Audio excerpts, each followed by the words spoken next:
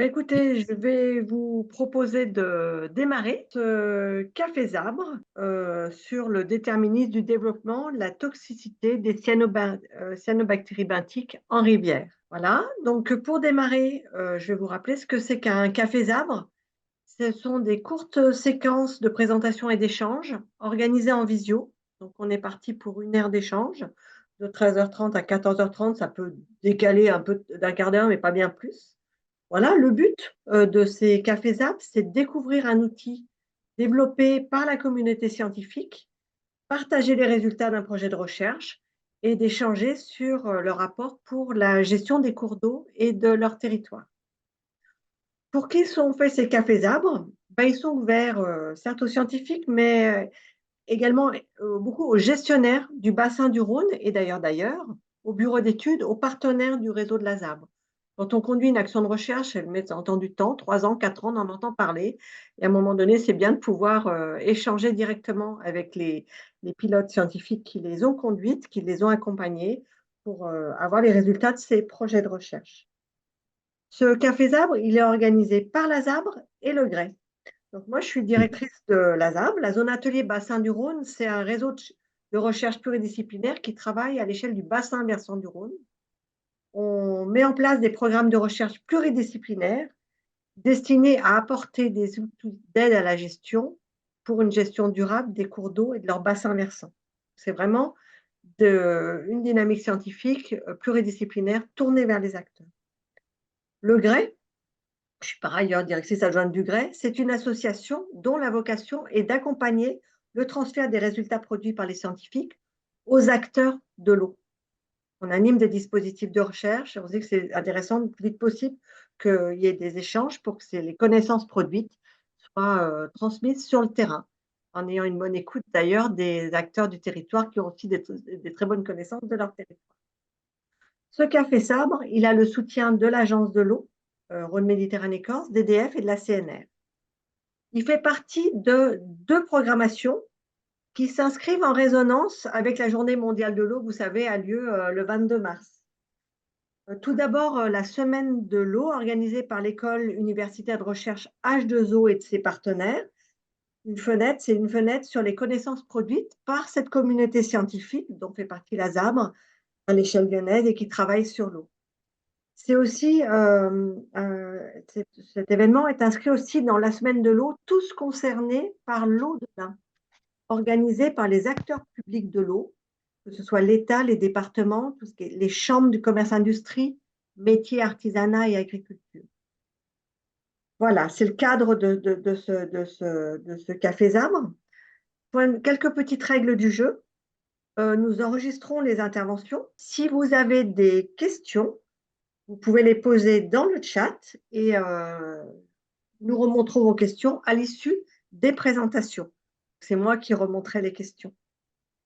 Je vais vous donner un petit éclairage sur qui sont les participants à ce Café Zab. Alors, ce Café Zab est gratuit, donc du coup, il y a eu de nombreuses personnes qui s'inscrivent. Et puis après, il y a les personnes qui sont présentes. Donc, vous êtes actuellement 100 participants présents. Il y avait 330 inscrits à ce Café Zabre. Qui êtes-vous? 22% des services techniques de collectivité, 19% des services de l'État et de leurs établissements publics, notamment les agences de l'eau, 18% rassemblent la communauté scientifique, organismes de recherche ou universités, 11% bureaux d'études, puis après, il y a également des associations de protection de l'environnement, des associations d'usagers, des élus, par exemple. Voilà. Et d'où venez-vous? 34% viennent de la région Auvergne-Rhône-Alpes, 28% des régions limitrophes que sont les régions Sud, Occitanie, Bourgogne-Franche-Comté, c'est bien le périmètre de la Zabre et du Grès. 32% viennent du reste de la France. Nous avons même le plaisir d'avoir 6% d'internationaux. Je vous propose maintenant de découvrir le programme. Donc, nous avons construit ce programme, ce café, avec 3 personnes. Joël Robin, ici présent, qui est à l'écran, enseignant-chercheur à l'ISARA de Lyon. Sylvain Dolédec, professeur d'université à l'université Lyon 1, qui est dans un laboratoire d'écologie des hydrosystèmes naturels et anthropisés. Ça s'appelle le LENA. Voilà. et Gaëla Lebéchec, chargée de mission qualité-quantité ou SR3A, qui est le syndicat de la rivière d'Ain et de ses affluents. Voilà, merci à ces 3 personnes d'avoir construit ce programme. Et avant de démarrer, on a eu un désistement de dernière minute, quoi. Contre son gré, Sylvain Delédec, qui ne peut pas être là pour des contraintes majeures. Et du coup, Joël Robin va assurer la présentation qui devait être fait à 2 voix, tout seul. Donc, on peut déjà encourager Joël, voilà, qui a appris la nouvelle à 10 heures du matin et qui, voilà, assure cette présentation de recherche qui avait été conduite, travaillée de toute façon au niveau des 2 laboratoires. Donc dans le rythme de notre temps d'échange, on propose de faire tout d'abord un démarrage avec le témoignage de Gaëla Lebéchec, ensuite les présentations des travaux de recherche et enfin les échanges avec la salle. Donc pour démarrer, je propose de donner la parole à Gaëla. Quand les scientifiques ont démarré leur recherche, ils ont choisi comme terrain d'expérimentation la rivière d'Ain. C'est vrai que c'est une rivière qui est très suivie par la communauté scientifique de la ZABRE. Vous, au SR3A, vous en assurez la gestion. Quelles étaient les attentes du SR3A, vos questionnements, vos inquiétudes par rapport à cette problématique en tant que gestionnaire? Oui, alors, bonjour à tous déjà. Oui, pour revenir sur cette question-là, je vais peut-être juste très rapidement faire une présentation du SR3A et notamment de son territoire. Et puis de vous représenter un petit peu en effet le contexte dans lequel on s'inscrit et dans lequel on était particulièrement aussi intéressé par cette étude qui est présentée aujourd'hui. Donc, comme dit, le SR3A, c'est donc le syndicat de la rivière d'Ain aval et affluent. On est donc une structure qui sommes porteurs de la compétence GIMAPI, donc gestion de l'eau et des milieux aquatiques et protection contre les inondations, donc sur notre périmètre d'intervention. Et on porte également un schéma d'aménagement et de gestion des eaux sur une partie de notre territoire. Et on dispose aussi d'un site Natura 2000, Basse-Vallée de l'Ain, confluent Saint-Rhône. Donc, on a un territoire qui s'étend sur une bonne partie dans l'Ain, avec un tout petit bout qui est aussi concentré sur le Jura, avec un territoire donc, de 1700 km², qui représente à peu près 1300 km de cours d'eau. Et on représente une étendue de 142 communes et on regroupe 7 intercommunalités. Et donc, la particularité de notre territoire, c'est qu'on est traversé quasiment sur tout notre territoire du nord au sud par l'axe qu'est la rivière d'Ain, qui est pour nous une rivière patrimoniale qui reste quand même entrecoupée sur sa partie amont par un certain nombre de barrages hydroélectriques, mais qui sur sa partie aval, donc après le dernier barrage, reste morphologiquement active et qui de ce fait-là présente une diversité de milieux naturels remarquables et qui aussi attire du coup pas mal d'activités, notamment de tourisme et de loisirs, avec sur la basse vallée la pratique de canoë-kayak, la pratique de la pêche, beaucoup de baigneurs le long de la rivière. Donc voilà pour notre territoire. Et sur cette rivière très particulière et avec une grande diversité biologique et écologique, on a quand même un historique assez long, puisque entre 83 et 86, la rivière a connu un certain nombre d'épisodes de mortalité piscicole assez importantes, qui ont amené les acteurs en fait à se regrouper et à créer en 87 une cellule d'alerte. Donc, qui est une instance en fait de travail, de concertation multi-acteurs qui regroupe aujourd'hui le monde de la pêche en général, les services de l'État, puisque c'est une cellule qui est pilotée par les services de l'État, l'agence de l'eau, la chambre d'agriculture, le monde scientifique aussi qui est venu s'intégrer également dans cette cellule, et également les représentants d'EDF et des microcentraliers qu'on peut avoir aussi sur la rivière d'Ain. Et donc, dans ce cadre-là, en fait, cette cellule d'alerte, elle est là pour suivre l'état écologique de la rivière en période notamment estivale, donc en période où les conditions sont plus critiques pour le milieu aquatique. Et dans ce cadre-là, le syndicat propose déjà depuis de nombreuses années, enfin réalise depuis de nombreuses années un suivi écologique multiparamètres de la rivière d'Ain, dans lequel on retrouve entre autres un suivi du développement des algues, un suivi du comportement piscicole. On surveille également le niveau des launes, donc qui sont les bras morts de la rivière, les niveaux piézométriques, les éléments physico-chimiques de la rivière, donc température, oxygénation, essentiellement. Et puis j'ai dû faire à peu près le tour, pardon. Et donc le syndicat porte chaque année, fait intervenir une personne qui fait l'ensemble de ce suivi sur plusieurs points de la rivière et qui rapporte ces éléments-là et les met à disposition des membres de la cellule d'alerte pour qu'on puisse discuter ensemble et éventuellement de décider de proposer des actions pour essayer d'enrayer un risque de mortalité piscicole ou en tout cas d'améliorer les conditions écologiques de la rivière en période estivale. Donc, tout ça, voilà, ça se fait en concertation. Et donc les actions qui sont mises en place jusqu'à présent sont essentiellement des lâchers d'eau via les réserves disponibles par les barrages hydroélectriques d'EDF. Donc, par ces différents suivis qu'on a depuis de nombreuses années, en fait, ça fait déjà quelques années qu'on observe, notamment au niveau développement algal, il y a les développements, on va dire, classiques d'algues vertes. Mais on observe aussi depuis plusieurs années des développements de cyanobactéries qui, qui nous posent question. Donc, on a ces observations récurrentes de cyanobactéries qui se font de plus en plus fréquentes. On a eu également en 2017 des cas de mortalité de chiens qui étaient venus boire en bordure de la rivière d'Ain. Et on a aussi de plus en plus de personnes qui se tournent vers nous et qui nous posent des questions sur les risques liés aux cyanobactéries s'ils vont se baigner à la rivière. Donc c'est vrai que c'est une question qui pour nous est émergente et pour laquelle à l'heure actuelle on n'a pas beaucoup d'éléments.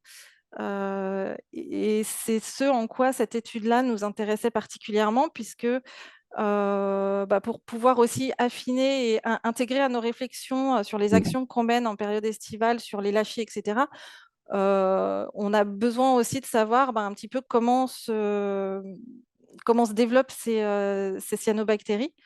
Quels sont les paramètres qui font qu'elles vont se développer, à quel moment on va potentiellement trouver des effets toxiques ou en tout cas avec des problèmes qui peuvent intégrer des problèmes pour le milieu. Donc voilà, toutes ces questions-là, jusqu'à présent, n'étaient pas forcément intégrées dans les réflexions sur les actions qu'on menait dans le cadre de la cellule d'alerte.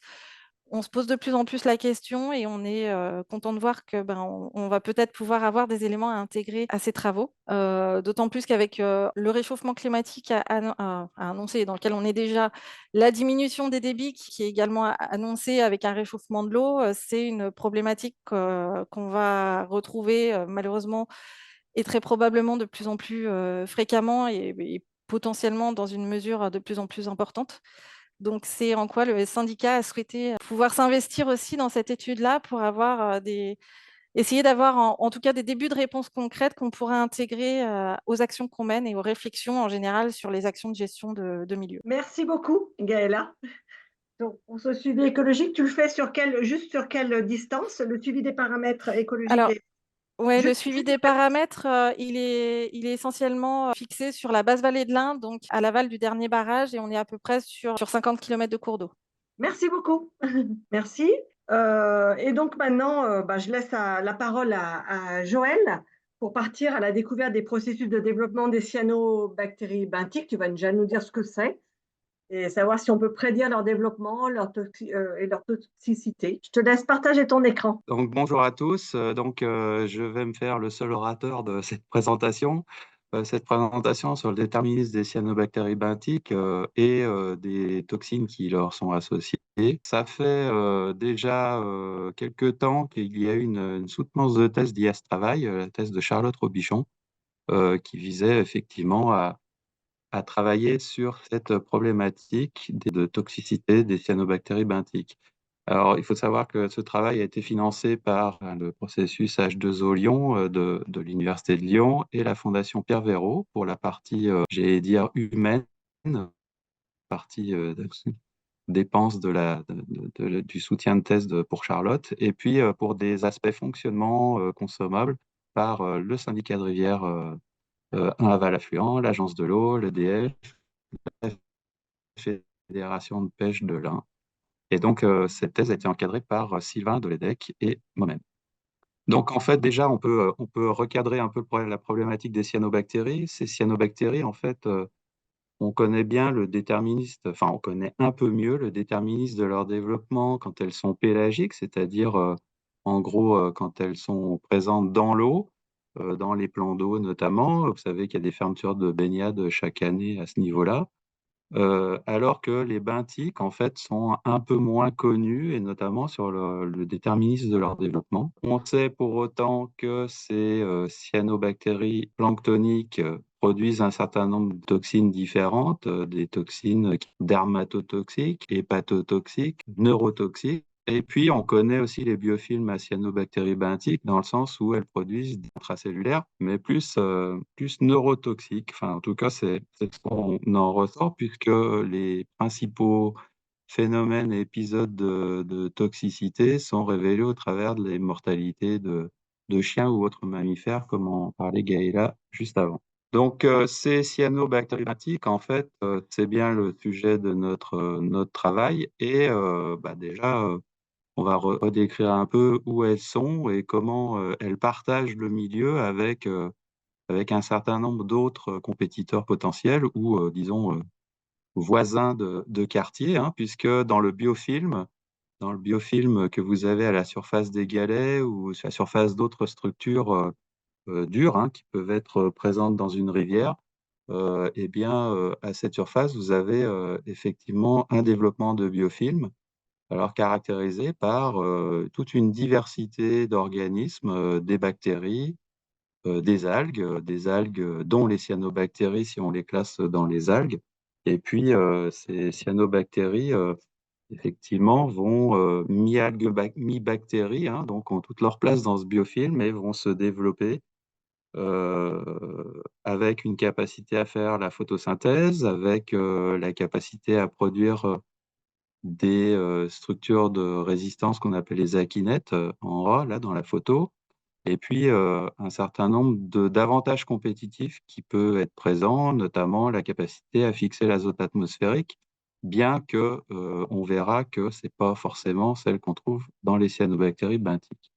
Donc, voilà les cyanobactéries au sein du biofilm et avec un développement un peu successif des choses dans la structuration du biofilm, à savoir un établissement initial qui est basé sur finalement la définition d'une production de bactéries au départ et des productions aussi d'exopolysaccharides par ces bactéries qui permettent de faire la matrice un peu gélatineuse qu'on voit dans le biofilm. Ensuite, une maturation avec, le développement, notamment en premier lieu de diatomées puisque, au début, des saisons, post-hiver, au début du printemps, on a souvent, le développement de diatomées en premier. Puis ensuite une séquence où on voit le développement d'autres, algues, les algues vertes, des cyanobactéries éventuellement. Et puis une dernière phase où on a un détachement dispersion parce que le biofilm est, ainsi développé en masse et en hauteur, en volume, qui fait qu'il est plus sujet à être détaché, naturellement, hein, j'allais dire par des courants, qui sont dans la rivière. Donc, dès lors qu'il atteint un certain volume, le biofilm, il est, plus fragile vis-à-vis des conditions hydrauliques. Donc en fait, on a souvent des détachements ou dispersions naturelles ou alors évidemment, comme, Gaëlla en parlait aussi, sur des lâchers d'eau, des capacités à être, détachées par, un peu variation artificielle du courant, ou du débit.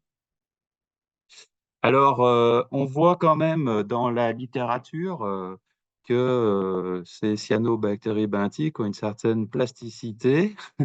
Une capacité de se développer dans des environnements assez différents. voyez qu'on peut effectivement plutôt les trouver dans le cadre d'un substrat à granulométrie grossière, mais elle peut être aussi parfois hétérogène, c'est-à-dire quasi sableuse ou avec des petits graviers plus que des gros pavés. La vitesse du courant, on a un optimum compris entre 0,3 et 0,8 mètres par seconde en termes de vitesse de courant. On suppose, et on supposera d'ailleurs plus tard dans la thèse enfin dans le travail de thèse présenté ici, que au-dessus de 0,8, normalement, elle ne devrait pas être trop présente. La luminosité, on sait qu'elles peuvent se développer selon les espèces à différents niveaux de luminosité, avec parfois des luminosités un peu intermédiaires par rapport à des algues vertes ou autres algues photosynthétiques. La température, bon, dès qu'on dépasse un minimum, elles sont très à l'aise pour se développer. Vous verrez que la rivière d'Ain, en moyenne, on est entre 15 et 23 sur notre suivi. Donc, ça veut dire qu'on est dans la fenêtre optimale pour leur développement si on se dit qu'au-dessus de 16, elles peuvent se développer. Et puis, les nutriments. Alors, les nutriments, on n'est pas très à l'aise avec les références bibliographiques pour dire qu'elles ont des préférences par rapport à des concentrations spécifiques en nutriments. On a l'impression qu'elles se développent un peu en indépendance par rapport à des concentrations en nutriments, avec des conditions parfois acéotrophes et parfois oligotrophes.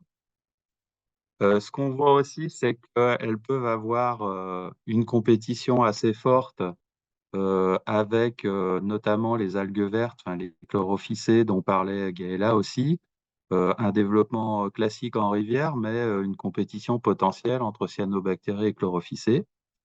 Et donc tout cela nous a amené à nous poser un certain nombre de questions au niveau de la thèse, avec quand même le fait que les conditions estivales, si vous prenez luminosité, température, vitesse du courant, on est quand même sur des conditions estivales plutôt favorables, plutôt que de les avoir en plein hiver, hein, on est d'accord.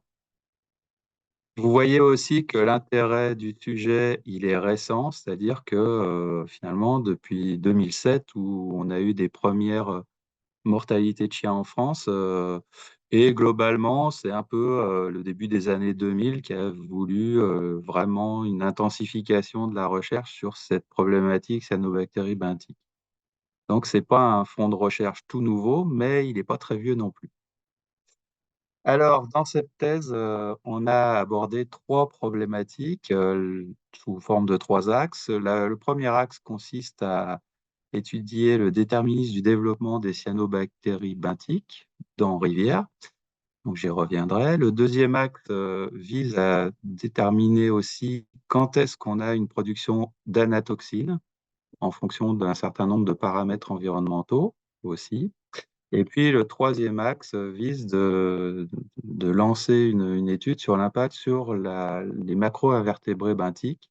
Alors vous verrez que l'impact sur les macro-invertébrés benthiques, au départ, dans le cadre de cette thèse, il était prévu de faire un peu d'écotox en lien avec non seulement le développement des cyanobactéries, mais aussi sur la production d'anatoxines et voir un peu un effet écotox sur ces macro-invertébrés benthiques. Bon, il s'avère que, évidemment, comme chaque thèse, on fait 3 axes et puis on en fait 2,5. Donc, en l'occurrence, sur l'axe 3, on n'a pas été en capacité d'aller au bout de ce qu'on voulait faire. Vous verrez ça plus tard.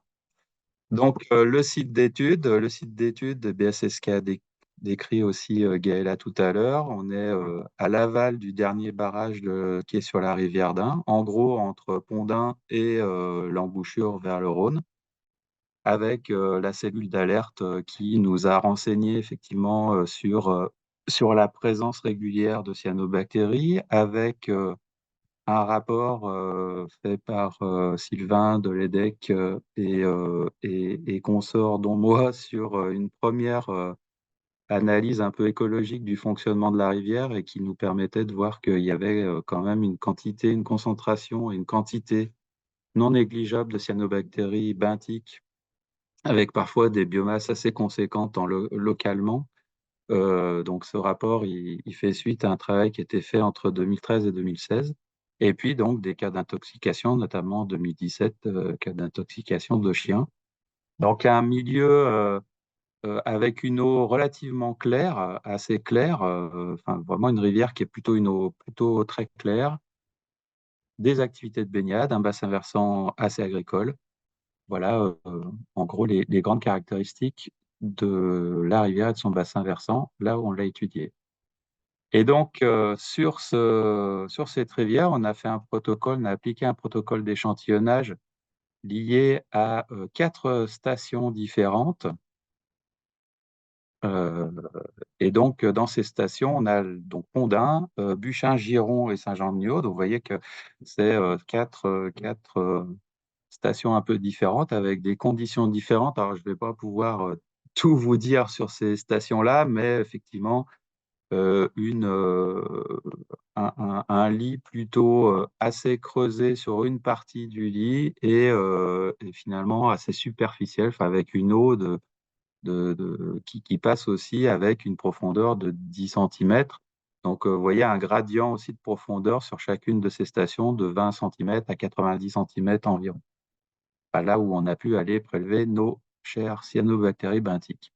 Sur chacune de ces stations, grâce à un modèle 2D qui est développé sur tout le lit de la rivière par EDF et INRAE, on a capacité à définir un peu le passé des vitesses et des débits. Et donc, sur chaque pixel que vous voyez là, de 4 mètres carrés, on a finalement toute l'historique des débits et vitesses sur la rivière d'Ain. Donc, on s'est permis d'utiliser ce modèle 2D sur chaque station pour définir là où étaient les débits les plus rapides et les moins rapides. Donc, finalement, on a défini 3 zones, HZ1 en vert, qui permet de définir des zones qui sont constamment avec une vitesse de courant inférieure à 0,3 mètres par seconde. Une zone en bleu, zone 3, qui correspond à une zone qui correspond à des vitesses de courant toujours supérieures à 0,8 mètres par seconde. Donc, vous voyez qu'on revient sur l'optimum et le seuil d'optimum qu'on a vu tout à l'heure. Et puis une zone intermédiaire HZ2 qui comprend le reste, hein, c'est-à-dire entre 0,3 et 0,8, avec potentiellement des variations significatives de vitesse, alors que dans les 2 autres zones, on a des courants qui ont des vitesses assez stables.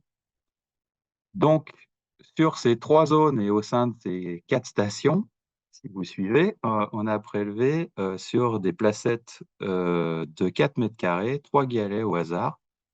Et donc, ce qui fait 242 placettes, soit finalement 700 et quelques galets, hein, si vous comprenez. Et clairement, on a mesuré par comptage et biovolume tout ce qu'on avait en termes d'algues et évidemment de cyanobactéries benthiques en particulier. On a aussi sur à peu près 40% de ces galets, en sélectionnant des zones sans cyano et avec cyano, enfin des galets sans cyano et avec cyano, on a dosé les anatoxines. Et puis sur les 2 dates de début et de fin de suivi, on a prélevé aussi au niveau de chaque galet échantillonné les invertébrés pour voir la fréquentation des invertébrés, j'y reviendrai après. Donc environ 730 échantillons, 300 analyses d'anatox et puis une centaine d'échantillons d'invertébrés. Donc, ce qui nous donne en termes temporels ces phases de prélèvement-là, vous voyez qu'en bleu, vous avez les 6 dates d'échantillonnage qui ont été faites de la même manière, hein.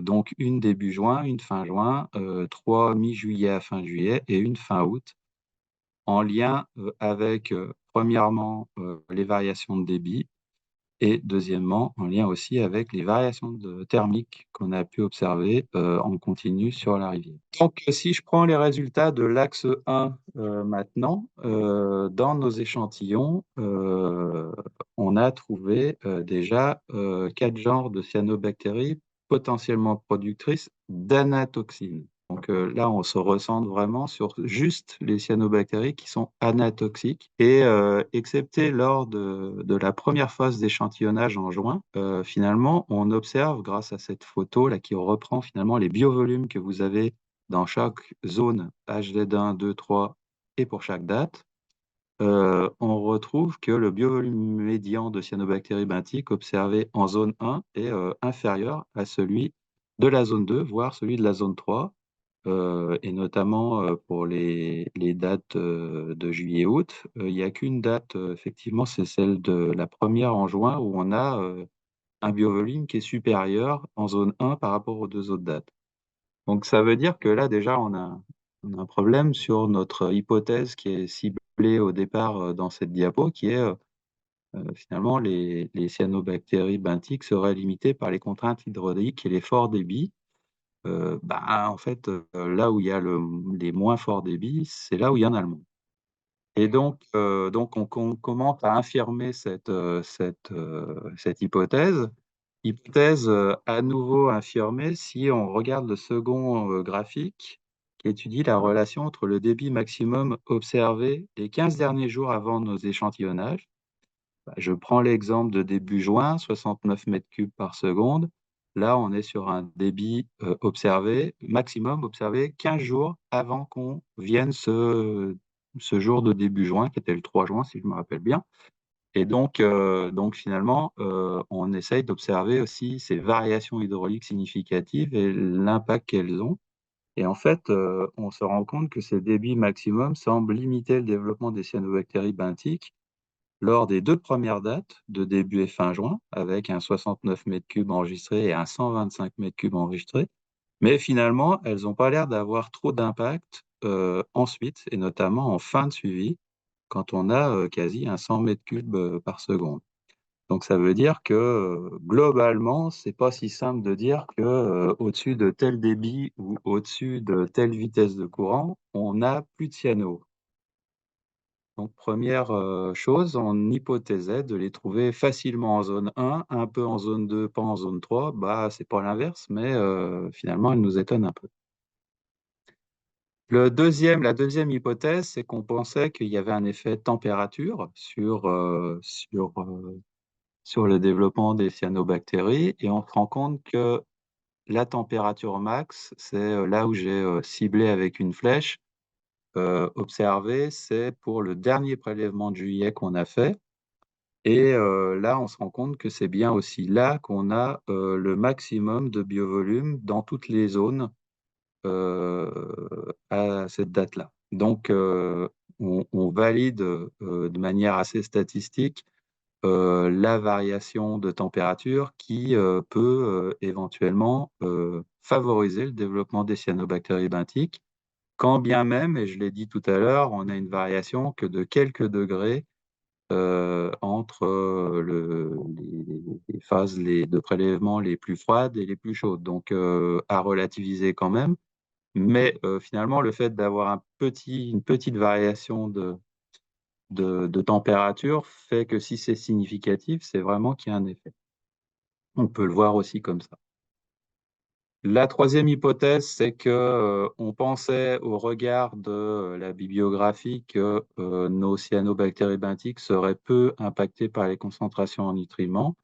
En fait, on a un effet mineur de la concentration en ammonium en début et fin d'été.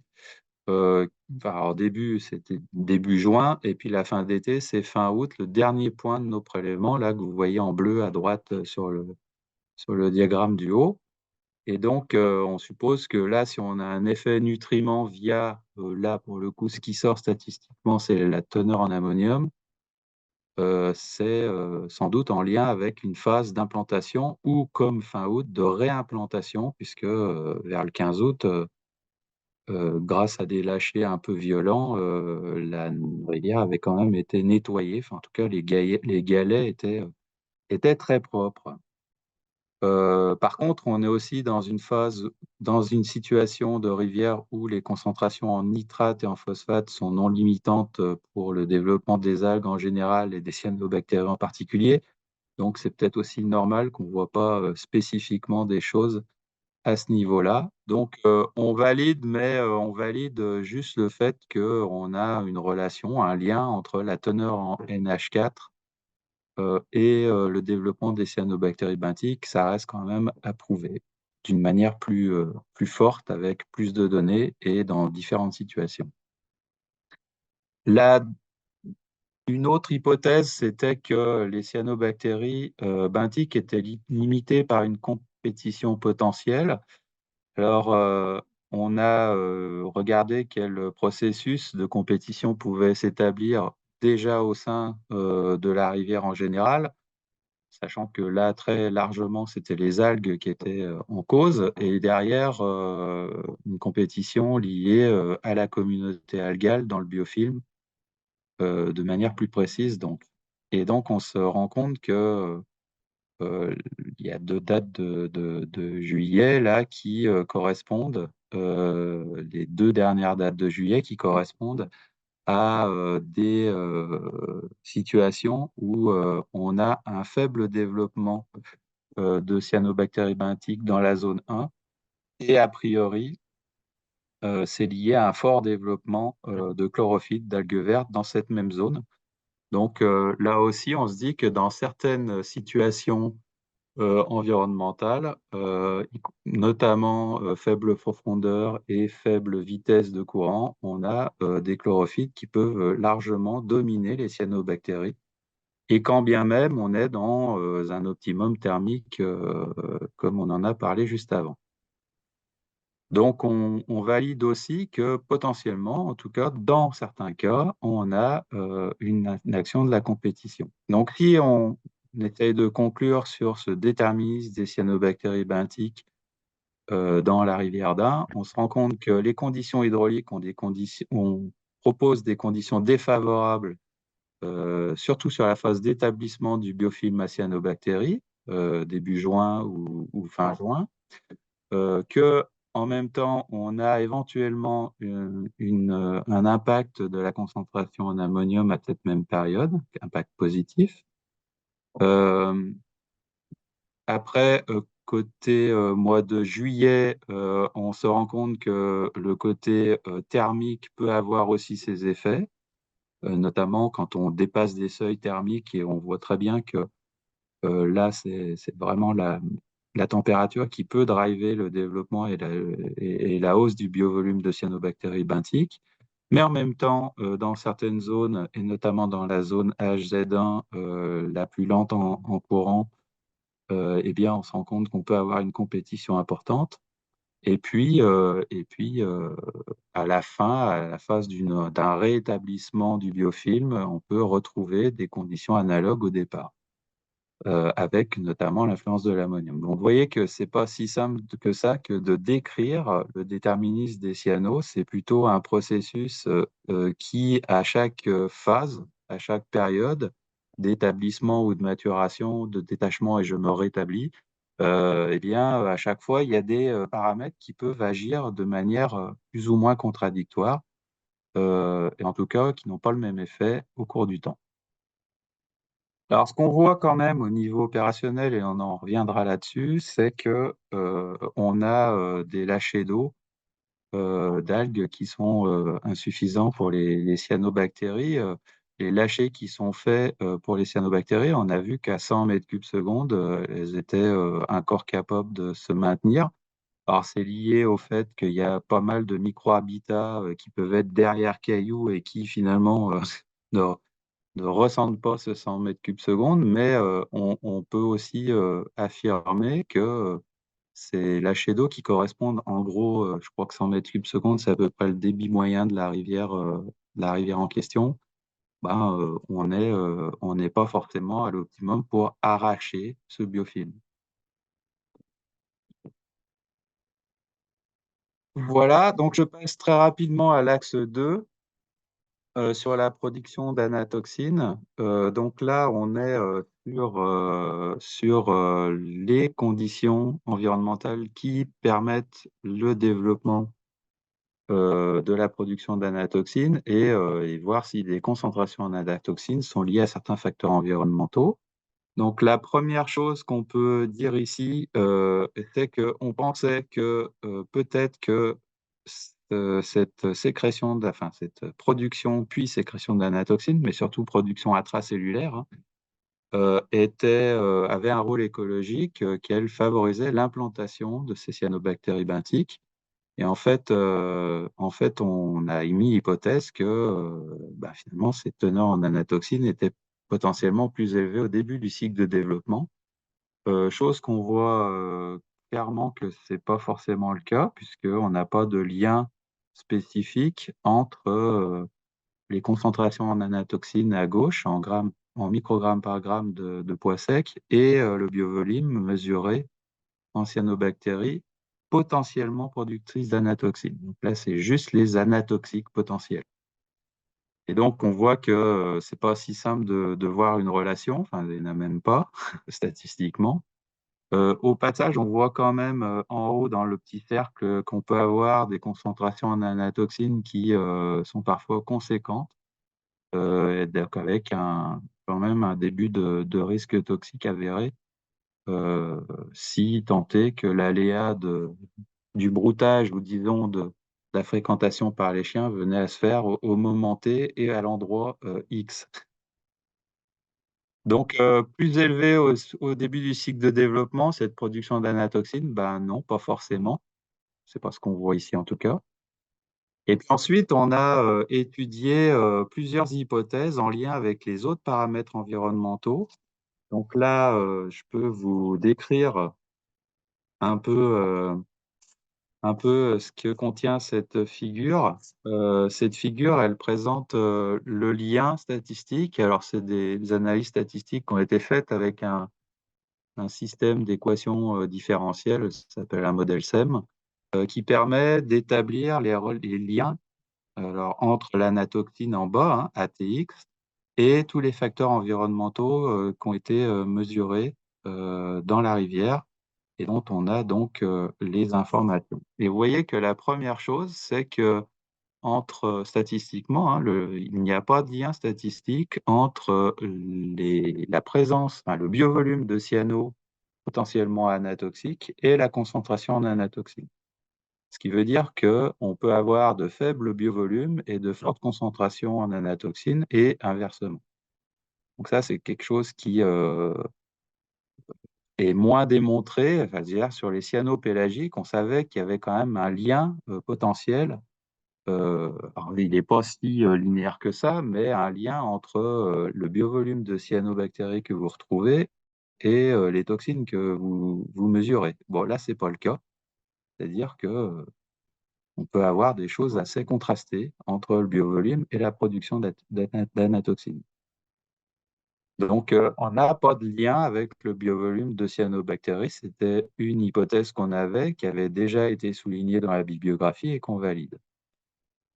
Deuxième partie, c'est qu'on a étudié tout le reste de la communauté algale pour savoir s'il y avait des processus qui favorisaient le développement, enfin la production d'anatoxine. Donc, on se rend compte que, vous voyez qu'il n'y a aucune flèche qui vient de cette partie verte. Alors, diato, c'est diatomée. Cyano, Ntox, c'est les cyanobactéries non toxiques du biofilm. Les autres cyanobactéries toxiques, mais pas productrices d'anatoxine, donc elles peuvent produire d'autres toxines. Les autres algues, comme les euglénophytes, etc. Les chlorophytes, les algues vertes, et les cyanobactéries productrices d'anatoxine. Et donc, il n'y a aucun lien statistique entre l'anatoxine et ces différents organismes de la communauté du biofilm, communauté, là, pour le coup, algale. Donc voilà, on pensait qu'il pouvait avoir des rôles allélopathiques, pardon, mais en fait, on ne va pas dire que c'est possible de le dire, puisqu'on n'a pas trouvé de relation. Donc, pas d'augmentation de concentration en anatoxine en lien avec la compétition avec les autres organismes de la communauté algale. Et puis, la troisième chose qu'on a regardée, c'est le lien avec les paramètres physico-chimiques. Et on se rend compte qu'il y a une seule corrélation statistique qui sort, c'est le lien entre la teneur en nitrate et la concentration en anatoxine. Donc, pas forcément surprenant au sens de la composition de la natoxine elle-même, mais pas forcément non plus vérifié extrêmement bien dans la littérature, même s'il y a quelques publications qui témoignent de ce lien entre nutriments, et notamment composés azotés, et la concentration en anatoxine retrouvée. Et puis, quand les nutriments augmentent, euh, on, on- on peut valider, je ne sais pas pourquoi il y a une croix rouge, pardon, mais on peut plus ou moins valider cette notion-là, à savoir qu'il y a bien un lien entre la teneur en nitrate et la concentration en anatoxine. Et puis, la dernière chose qu'on a regardée sont les paramètres hydrauliques. Et là, on voit deux choses. La première chose, c'est que la vitesse du courant a un effet négatif sur la concentration en anatoxine. Et local water depth, c'est la profondeur moyenne, enfin, donc en gros la profondeur moyenne de la zone où on a prélevé nos galets et donc dosé les anatoxines. Et là, on se rend compte qu'il y a un effet enfin, plutôt positif, même s'il n'est pas super significatif. Mais donc, il y a un lien entre la production d'anatoxines et finalement la hauteur d'eau, un lien positif. Donc, si je veux recentrer tout ça et conclure, je dirais qu'il y a un lien entre profondeur de l'eau et niveau de production d'anatoxines. Il y a un lien positif aussi entre nitrate et production d'anatoxines. Il y a une influence négative de la vitesse du courant sur la production d'anatoxines et sur le reste plutôt biologique, hein, en lien avec les biovolumes de cyanobactéries anatoxiques ou des aspects compétition au sein de la communauté algale, il n'y a pas de lien. Voilà pour cette deuxième partie. Et puis la troisième partie, alors que j'aurais bien voulu que ce soit notre cher spécialiste en invertébrés qui vous en parle, parce qu'il en aurait parlé mieux que moi, c'est l'impact sur les macro-invertébrés benthiques de cette production d'ATX, enfin d'anatoxine, des cyanobactéries benthiques en elles-mêmes. Et donc là, on s'est un peu défaussé par rapport à une logique d'écotoxicologie qui correspond plutôt au lien axe 2, axe 3. On voulait étudier anatoxine et influence de cette anatoxine sur la présence ou la mortalité ou en gros les processus de fuite ou de mortalité des macroinvertébrés benthiques. On s'est plutôt remis sur la flèche de gauche avec un lien axe 1, axe 3, le lien entre les cyanobactéries benthiques et les macroinvertébrés. Et donc, qu'est-ce qu'on voit? On a prélevé donc, sur les zones en question, donc souvent en zone 2 d'ailleurs, HZ2, là en orange, on a prélevé des échantillons d'invertébrés.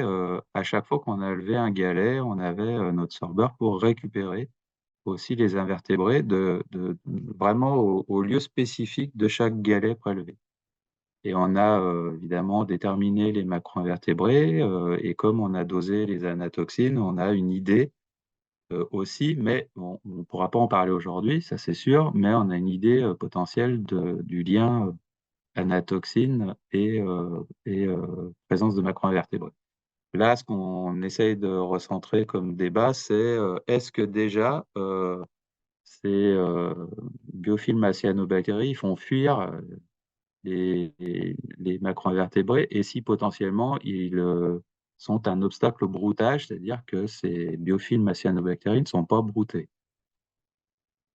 Donc, on a 180 échantillons et qu'est-ce qu'on voit d'une manière assez générale? Alors là, vous avez des représentations d'analyse factorielle où sur l'axe 1, avec la flèche de gauche à droite, vous avez en gros à gauche tous les échantillons pour lesquels on a finalement assez peu d'anatoxine et une assez faible présence de cyanobactéries benthiques. Et plus vous allez vers la droite, plus ce gradient de présence de cyanobactéries benthiques et d'anatoxiques augmente.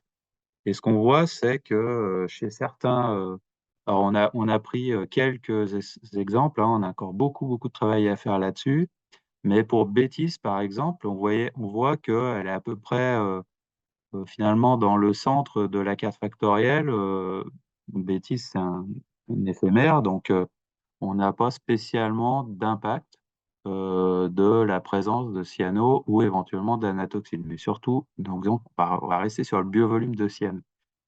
Pour Retrogenia, qui est une éphémère un peu autre, vous voyez que on part un peu à gauche dans l'ellipse qui est donnée en représentation. Et donc là, on sent que Retrogena peut être un peu plus sensible à cette présence de cyanobactéries. Sur les simulidés aussi, qui sont des larves de diptères, on a aussi une tendance à peut-être échapper un peu à cette présence enfin, de ne pas fréquenter la zone, alors que sur des larves de, libellules ou de trichoptères comme Hydropsyché, les deux dernières cases de droite, on a finalement des invertébrés qui se contentent très bien de ce biofilm, même s'il est dominé de cyanobactéries.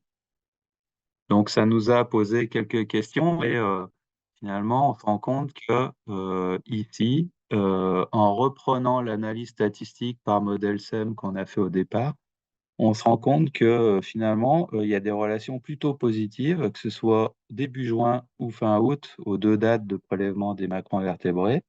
On trouve des choses plutôt positives en termes de liens statistiques entre la présence de cyano ou en général ou même de cyanoanatoxiques et la présence de brouteurs.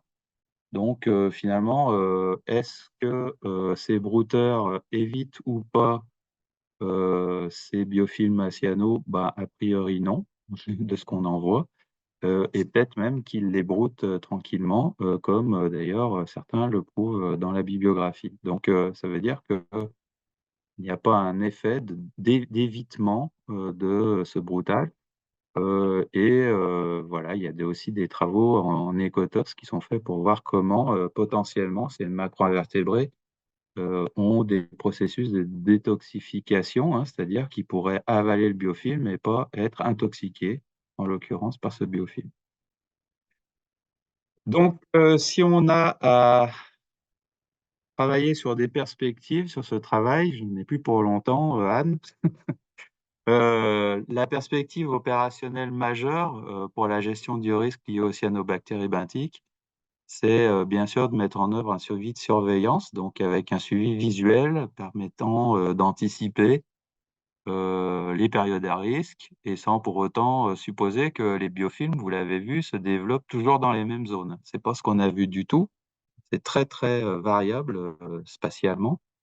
Donc c'est plus facile à dire qu'à faire. C'est ce qu'essaye de faire la cellule d'alerte sur la rivière d'Ain et vous voyez que c'est un tronçon non négligeable d'études avec une identification dans un premier temps visuelle et puis après peut-être imaginer un organigramme tel que celui que je vous propose ici, alors qui est en petit, hein, mais vous aurez, je crois, la présentation à la fin.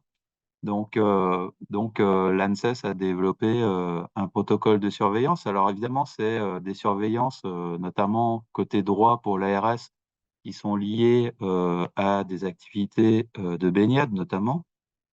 Mais on a aussi le côté gestionnaire à gauche qui est spécifié. Et donc, le but, c'est bien effectivement de commencer à suivre visuellement ces biofilms. Et dès lors qu'on voit qu'il y en a une quantité significative, de passer en niveau de vigilance en dessous et d'essayer, d'une part, de sans doute déterminer qu'est-ce qu'on a au sein du biofilm en termes de biovolume, mais c'est pas forcément ça le plus intéressant vu le faible lien qu'on a entre le biovolume et la concentration en anatoxine. Donc c'est peut-être dès lors qu'on pense qu'il y a une dominance de cyanobactéries potentiellement toxiques, de doser l'anatoxine et après passer en processus plus d'alerte si de l'anatoxine est détectée. Mais voilà, enfin, c'est facile à dire aussi puisque, comme l'a dit un peu Gaëlla tout à l'heure, là, on est dans un processus sur la rivière d'Ain où on a de la pêche, certes, où on a une baignade non surveillée, on va dire, donc sans gestionnaire à proprement parler, si je peux me permettre, et donc de dire que la mise en place de cette surveillance, elle suppose donc déjà, dans un premier temps, d'identifier qui est le dit gestionnaire et notamment sur les usages de baignade non surveillés qu'on voit à peu près dans toutes les rivières. Donc c'est un vrai problème. Par contre, l'enchaînement des situations en termes de risque peut s'apparenter à ce qui est proposé ici dans le cadre de l'ANSES, à savoir très vite un dosage des anatoxines pour savoir ce qu'il en est. Donc ça, c'est le premier point, suivi de surveillance. L'autre chose, c'est qu'on se rend compte que les conditions hydrauliques avaient un effet et sur le développement des cyanobactéries benthiques, notamment au début de leur développement, et sur la production d'anatoxines, d'où l'intérêt au niveau opérationnel de suivre de très près ces débits de rivière, puisque c'est quand même des choses qui sont à intégrer dans un modèle d'anticipation du problème et de maintenir la cellule d'observation visuelle, hein, cellule d'alerte par exemple, comme l'appelle le SR3A, suivi d'observation visuelle du développement des biofilms en général et des cyanobactéries benthiques en particulier. Voilà. Pour autant, on se rend compte aussi, et je l'ai déjà dit, que des débits de l'ordre de 100 mètres cubes seconde ou des vitesses de courant supérieures, enfin, en tout cas de 0,8 mètres par seconde ou supérieures, ne permettent pas un arrachement du biofilm. Et pourtant, les lâchers, qui ont deux rôles, hein, le rôle d'arrachement du biofilm, mais aussi sans doute de réoxygéner la rivière suite à des mortalités piscicoles, enfin, en tout cas pour prévenir de ces mortalités piscicoles, on a effectivement des niveaux qui sont pas suffisants pour atteindre l'objectif du lâcher d'eau qui serait d'arracher le biofilm. Alors, on suppose avec la figure de droite qu'il faudrait monter plus haut en intensité du lâcher. Alors, que dire après, si c'est 150 ou 200 mètres cubes seconde, je ne sais pas. Mais cette augmentation un peu plus violente de l'intensité du lâcher suppose que on pourrait provoquer l'arrachement des cyanobactéries, mais quid après de l'effet des lâchers plus intenses sur l'échouage des biofilms sur les bancs de galets, puisque vous allez avoir une hausse du niveau et après vous allez laisser se déposer ces biofilms sur les bancs de galets. Donc en clair, il faudrait sans doute expérimenter une hausse violente du débit, certes, jusqu'à quel niveau, je ne sais pas vraiment, et de redescendre de manière un peu plus linéaire que aussi violemment que c'est monté en intensité. Mais vous voyez que c'est pas si simple de répondre à l'impact de ces lâchers, et pour le moment, on n'a pas l'impression que les lâchers tels qu'ils sont appliqués portent leurs fruits sur la rivière d'Ain. Un autre point qui constitue aussi une limite de notre travail, c'est d'étudier la diversité des toxines produites en lien avec la diversité des cyanobactéries trouvées dans les biofilms. Là, on ne s'est concentré que sur les anatoxines parce que c'est celles qui causent les mortalités de chiens, mais on a bien d'autres toxines potentielles qui sont produites par d'autres cyanobactéries, d'autres espèces de cyanobactéries, comme des microcystines, comme des saxitoxines, comme des lingbiatoxines, comme peut-être des toxines qui ont aussi d'autres effets que ces toxines qui sont toxiques potentielles pour un certain nombre d'organismes animaux. Donc là, on voit très bien la limite de notre travail, hein, qui est de ne travailler que sur les anatoxines. Sur des aspects plus recherche, il y a vraiment l'exploration des relations de compétition au sein des biofilms qui nous intéresse, avec potentiellement des retombées assez opérationnelles si l'on identifiait des processus assez clairs de compétition, notamment entre algues vertes et cyanobactéries benthiques. Alors, est-ce que c'est une compétition pour des ressources? Est-ce que c'est des relations allélopathiques, comme certaines productions le proposent? À voir. Et puis la dernière chose qui est aussi une limite de notre travail, c'est, puisqu'on ne l'a pas fait, hein, très clairement, on n'a pas eu le temps, c'était l'étude de la bioaccumulation d'anatoxine A dans le réseau trophique, à savoir si des cyanobactéries aux poissons en passant par les invertébrés, on a une accumulation, une bioaccumulation ne serait-ce que, par exemple, pour préciser le risque toxique lié à la gestion de poissons pendant les périodes à risque. Voilà pour ce que j'avais à dire. Je précise juste que Charlotte a produit un papier et demi. Il y en a un qui est paru dans Stoughton, The Science of the Total Environment. Le deuxième qui va être soumis, qui sera pour sans doute Harmful Algae. Et puis deux communications dans des colloques. Voilà, je vous remercie pour votre attention. Je finis sur des aspects visuels de reconnaissance des biofilms. Vous voyez que c'est finalement assez simple à reconnaître par rapport à d'autres biofilms que vous pouvez voir avec une marbrure caractéristique, marbrure de couleur vert sombre, un peu qu'on voit très bien sur les deux photos que j'ai listées. Voilà, merci à vous. Merci beaucoup, Joël. Effectivement, il y avait une question sur comment je les reconnais, ces cyanobactéries benthiques. Est-ce que vous avez des photos, des images? Voilà, parce que quand il faut Alors souvent, c'est tellement patcheux, hein, c'est-à-dire que c'est pas des hectares de biofilms comme ça, mais parfois ça peut être sur, comme vous le voyez ici, sur un seul galet, et puis tous les autres galets autour n'en ont pas, hein. Donc c'est quand même typique de ce qu'on a pu analyser ici, c'est typique du micro-habitat où elle se développe ici et pas à 2 centimètres à gauche ou à droite, hein. Donc c'est vraiment spatialement très hétérogène. Est-ce Mais que parfois, vous avez quand même des petites prairies de biofilms à cyanobactéries qui se développent. c'est charmant. Oui. Est-ce que il y a une question de Martial Durbeck sur quelle métrique de température a été fait le lien avec le développement de cyano? Métrique de température. Oui. Alors, deux métriques. Une première métrique qui est la température mesurée au tenté le jour de l'échantillonnage. Et puis, des sondes qui ont été mises par le LENA, des sondes thermiques qui ont été mises par le LENA pour avoir un rappel en durée. Mais en fait, vu les variations thermiques qu'on a, on a eu effectivement, vous voyez, il y avait Mm. le, la chronique thermique, hein, l'évolution thermique avec des sondes de température fixe posées à peu près dans toutes les stations, et puis la valeur au tenté qu'on a quand on a échantillonné. Une question de Cyril Thévenet. Est-ce que vous avez mesuré la luminosité?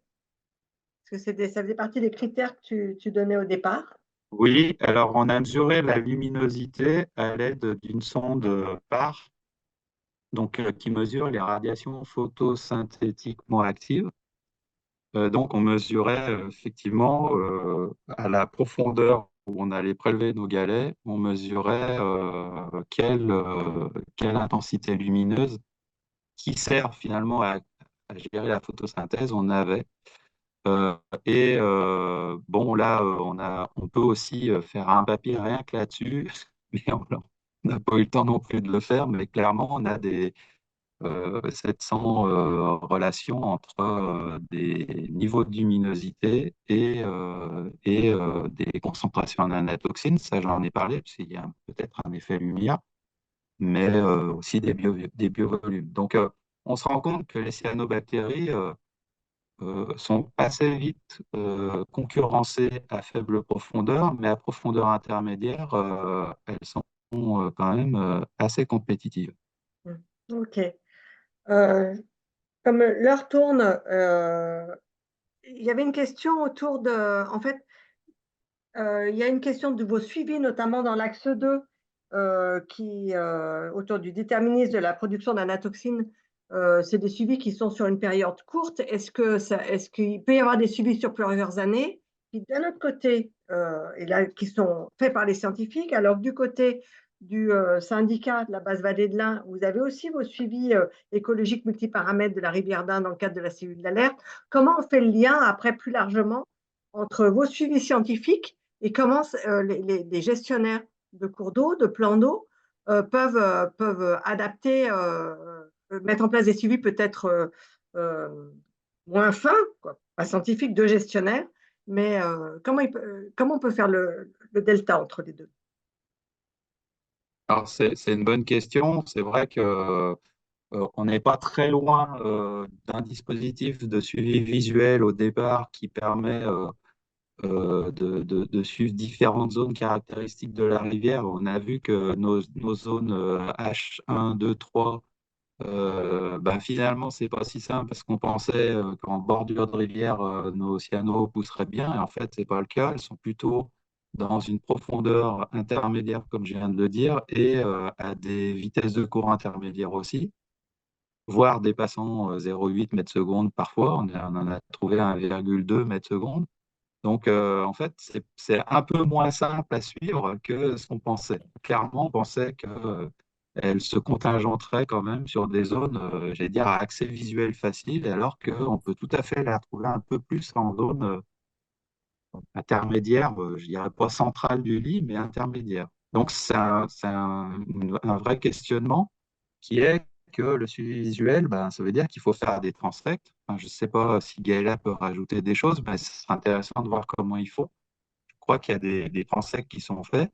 Et finalement, c'est des transects qui, si on veut retrouver les zones à cyanobactéries, ne se doivent pas d'être contingentées juste à des faibles profondeurs, parce que ce n'est pas forcément là où elles sont le plus développées.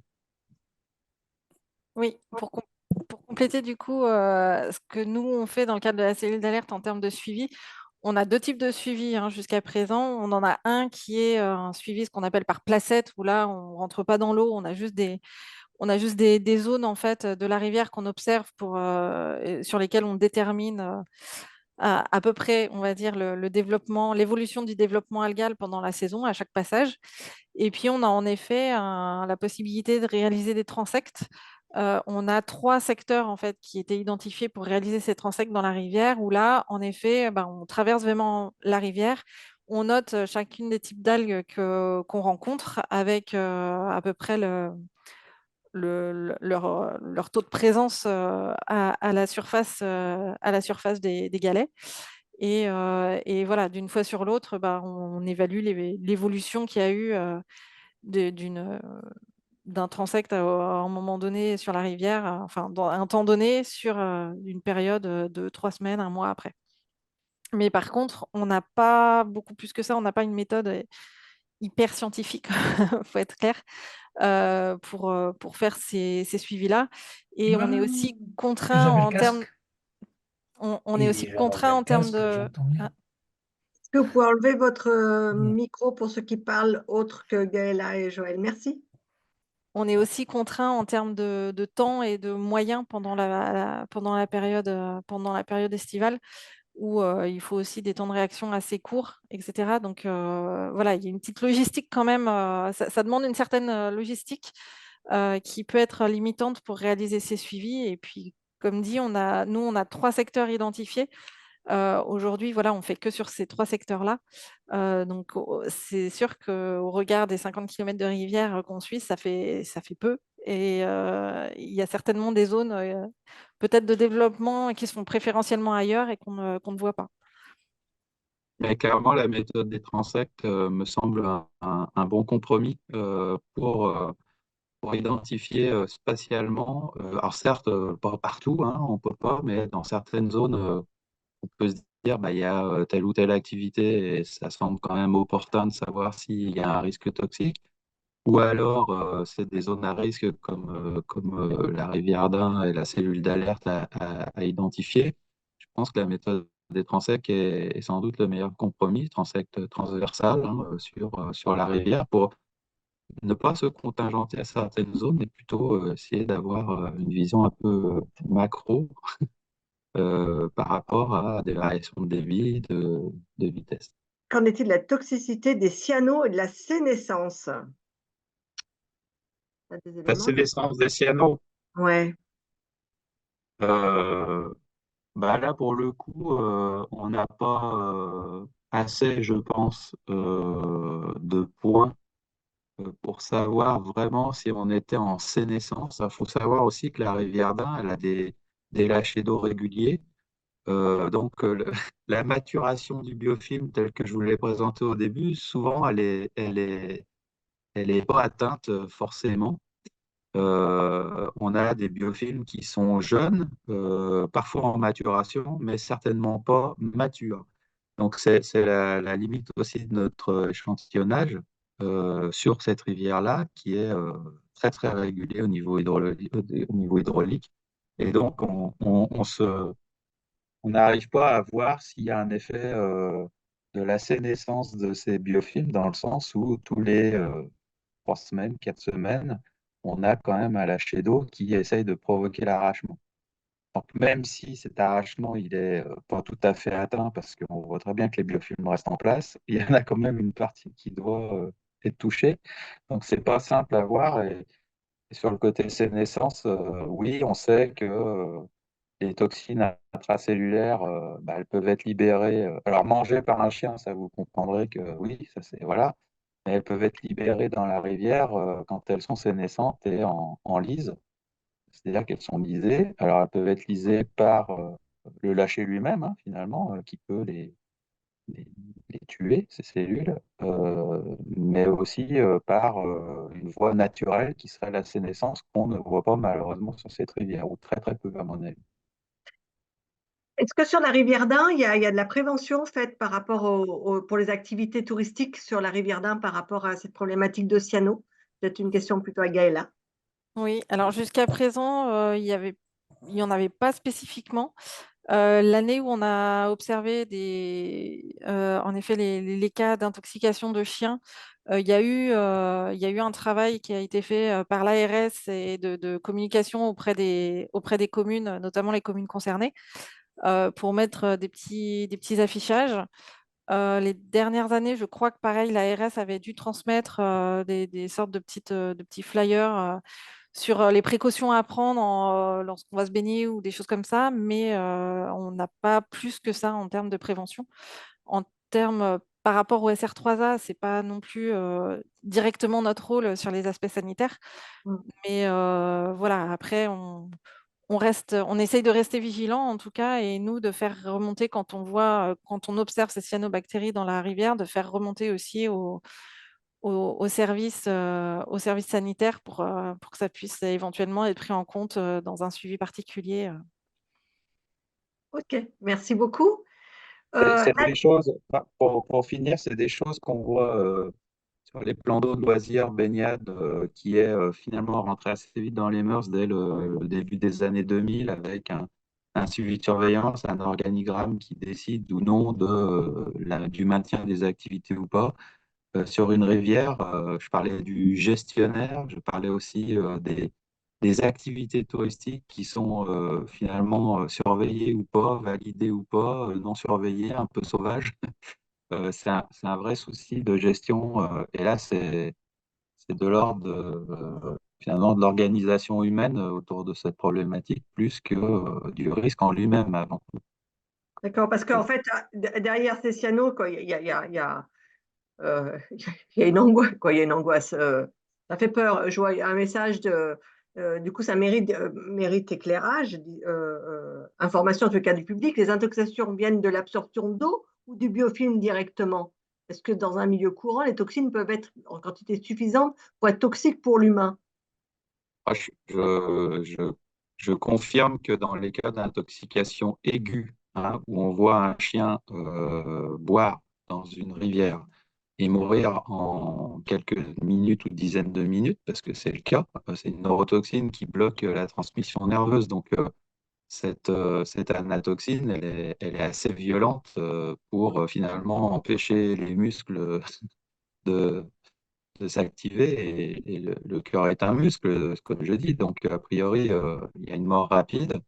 Là, on est sur des processus qui sont liés à l'ingestion. Quand un chien lappe à quelques centimètres ou dizaines de centimètres, je pense honnêtement qu'il doit avaler un bout de biofilm pour être intoxiqué. C'est pas l'eau en elle-même, qui Voilà, ouais. même si elle peut être réceptrice des toxines qui sont au départ intracellulaires, il n'y en a jamais avec le courant en concentration significative. Par contre, dans un galet comme je vous propose ici en photo, où vous imaginez un chien qui lappe quelques dizaines de grammes, ou voire plusieurs grammes de biofilm, et qu'on est aux concentrations maximales qu'on a vues dans ce que j'ai présenté tout à l'heure, là, je pense qu'il y a un risque toxique avéré. Donc, c'est quand même en lapant l'eau, qu'on arrache un biofilm et qu'on l'avale. Mhm. Ok, C'est le processus qui est décrit dans ces risques aigus d'intoxication. d'accord. Ok. Et peut-être une dernière question, parce que c'est le lien finalement avec l'ensemble de l'écosystème. Que pensez-vous des brouteurs méiophoniques? Ils sont les premiers à brouter les cyanofilamenteuses. Et tu crois que tu as des éléments là-dessus ou... Je pense que notre ami Sylvain en aurait plus, mais effectivement, ce qu'on voit ici, nous, ce que je peux redire, c'est que, euh, c'est que les cyanobactéries sont certainement broutées par un certain nombre de brouteurs, alors lesquels, dans toute la diversité de la communauté d'invertébrés, lesquels ne broutent pas et ceux qui broutent vraiment, là, j'avoue que je suis à la limite de compétence. Je le D'accord. dis volontairement, ça c'était la partie de Sylvain et c'est vrai que ça peut être sympa de lui poser la question parce qu'il a certainement des idées là-dessus. Ok. Eh bien, écoutez, merci beaucoup. Je pense que la thèse de Charlotte, elle peut être en ligne. Oui, alors elle était de ce que je sais, alors je sais aussi euh, que ça peut étonner, mais si on a présenté la thèse de Charlotte, c'est qu'elle n'a pas pu le faire elle-même puisqu'elle est partie sous d'autres cieux pour faire d'autres choses et qu'elle n'a pas, voilà, elle a décidé de pas valoriser cette thèse, malgré le fait que finalement, ce soit un lourd travail qu'elle ait produit elle-même aussi. Mais clairement, la thèse et surtout un rapport de synthèse peut-être Hmm. seront disponibles. Oui, La thèse est en correction, elle avait quelques corrections à faire, ne serait-ce que pour voilà, avoir la validation de son jury, qui ne lui avait pas dit de reprendre, mais elle l'a repris quand même. Voilà. d'accord. Ok, parce qu'elle est très consciencieuse. Eh bien, écoute, Voilà. je vous remercie à tous pour ce café Zabre, les échanges. Voilà, le Café Zab a été enregistré, donc vous pouvez le revisionner sur la chaîne YouTube du Grès. Voilà. Et merci Gaëla Lebéchec du SR3A. Merci Joël Robin et de Lizara et bravo d'avoir repris ce que devait présenter Sylvain Delédec. Voilà. Et bah, écoutez, Avec les limites que ça peut avoir, hein, mais oui, mais tu t'en es bien sorti. Bah, écoute, merci beaucoup. Et puis merci à tous les participants. Les cafés Zab, il y en a 2 ou 3 par an. Donc voilà, c'est l'occasion d'ouvrir une fenêtre sur des actions de recherche de la ZAB. Et merci donc à tous les partenaires qui ont soutenu cette action de recherche euh, et qui soutiennent aussi ce café Zap qui s'inscrit dans le cadre des événements de l'eau pour tous à l'échelle du département et de la semaine de l'eau d'H2O. Voilà, bah, écoutez, merci beaucoup et à la prochaine. Merci.